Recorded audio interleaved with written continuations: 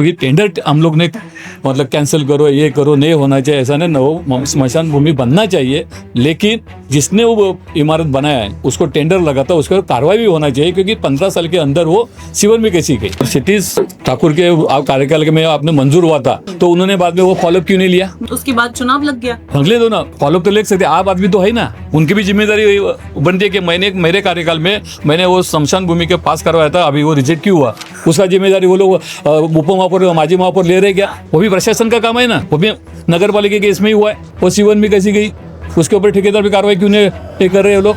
नमस्कार दर्शकों, मैं हूं आदित्य सिंह, मेरे साथ आप सभी देख रहे हैं नेशन नाउ 9। बीते दिनों पहले हमने आपको एक खबर दिखाई थी जहां पर वसई के एवरशाइन नगर में जिस तरीके से स्मशान भूमि की जर्जर अवस्था को लेकर सवाल उठाया गया बहुजन विकास अघाड़ी द्वारा, क्योंकि भारतीय जनता पार्टी के लोग वहां पर पहुंचे थे, उन्होंने रील बनाया था, वीडियोज बनाए थे, और इसी को लेकर जो बहुजन विकास अघाड़ी के पूर्व महापौर है रुपेश यादव, वो उतरे थे वहां, स्मशान भूमि खुद गए थे। उनका साफ तौर पर कहना था, एक तरफ ये लोग टेंडर रद्द करवाते हैं और दूसरी तरफ ये लोग रील बनाने के लिए पहुंच जाते हैं। इस वक्त इसी विषय पर बात करने के लिए हमारे साथ में भारतीय जनता पार्टी के वार्ड नंबर 15 के नगर सेवक हैं चंद्रकांत गोरीवले। उनसे बातचीत करेंगे, जानेंगे क्या कुछ कहना है, क्योंकि ये खुद भी स्मशान भूमि पर उस दिन पहुंचे हुए थे। सर, सबसे पहले नमस्कार। नमस्कार। नगर सेवक बनने की आपको शुभकामनाएं। Thank you. क्या कहेंगे, जिस तरीके से आप गए थे स्मशान भूमि की अवस्था को देखने के लिए, जर्जर अवस्था को, तो क्यों गए थे, क्या विषय था? देखो, हम लोग को जब हम लोग गए थे तभी नगर पालिका के इंजीनियर को भी बुलाया था और नगर पालिका स्टाफ भी आया था, तो हम इसके लिए गए थे। हम लोग को मालूम पड़ा था कि वो स्मशान भूमि C1 कैटेगरी में गई हुई है। दूसरा 2025 में C1 में है, सब 1 साल हुआ, उसके ऊपर वापस चालू था। जो आदमी मर रहा है उसका ध्यान उधर ये कर रहे हैं, अग्नि दे रहे उधर, चिता जला रहे, बराबर है। वहाँ से उनका वो चिते के ऊपर आप देखेंगे तो पिलर पूरा सड़ा हुआ है, मतलब कभी भी गिर सकता है। तो हमने वही ऑफिसर को मतलब जो आने वाले जिसको मतलब अग्नि दे रहे, चिता जल रहे, उसके साथ में दूसरी लगे ये करना पड़ेगा। इसके लिए वो C1 में तो 1 साल को उसको आपने तोड़ा क्यों नहीं अभी तक? और सपोज हमने ये भी बोला तोड़ रहे तो बाजू का दो चालू रखो, क्योंकि अपने को यहाँ पे कम गिर रहा है, तो अपने को वैसे में जाना पड़ता है, पुलिस में जाना पड़ता है। उसके लिए उसे जल्दी ही करना चाहिए। इलेक्ट्रिक मशीन भी बनता है, उसका भी C1 कैटेगरी है। आपने सपोज श्रद्धांजलि देते हैं, उसके लिए जो वन साइड आपने बनाया देखा रहेगा तो उसको चैनल लगा हुआ है, मतलब वो भी C1 में है।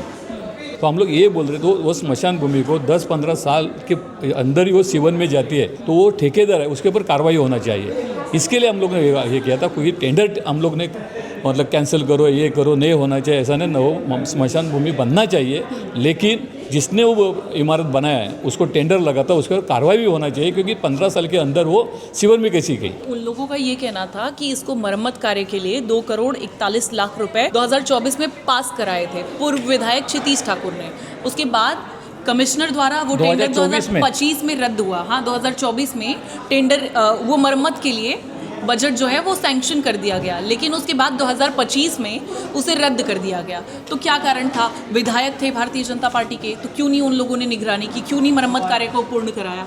देखो, उन्होंने RTI में दिखाया है, रुपेश यादव जी ने, उन्होंने RTI में दिखाया कि ये कमिश्नर ने वो रिजेक्ट किया है। तो उसने कमिश्नर को रिजेक्ट क्यों किया, ऐसा पूछा क्या? किसी को आज हम लोग ने ये लिया, माहिती लिया, तो उसको मालूम पड़ा वो C1 में गई है।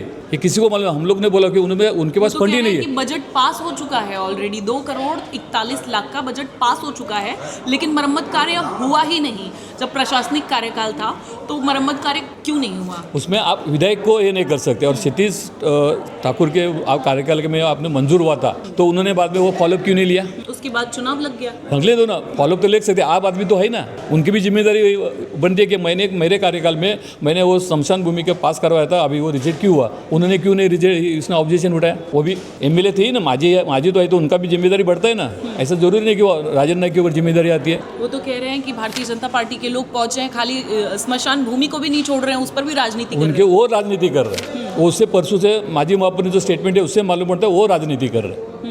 आपने ऐसा क्यों नहीं बोल रहे कि महानगर के कार्यकाल में जो बनी हुई इमारत 10 साल में 12 साल में C1 में जाती है, कैसी जाती है, उसके ऊपर ठेकेदार कार्रवाई क्यों नहीं होती है? आप देखो, अपना D प्रभाग का ऑफिस है, उसको 20 साल हुआ क्या, वो भी आज C1 में गई हुआ है, ऐसा क्यों जाता है? ऐसा बांधकाम क्यों हुआ? उसका जिम्मेदारी वो लोग उप महापौर माजी महापौर ले रहे क्या? वो भी प्रशासन का काम है ना, वो भी नगर पालिका के इसमें ही हुआ है। वो C1 में कैसी गई, उसके ऊपर ठेकेदार भी कार्रवाई क्यों नहीं कर रहे हैं लोग? अब आप लोग इस पर क्या एक्शन लेने वाले हैं? तो रील बनाने के अलावा रील नहीं है, लोगों की से भावना से नहीं खेलना चाहिए।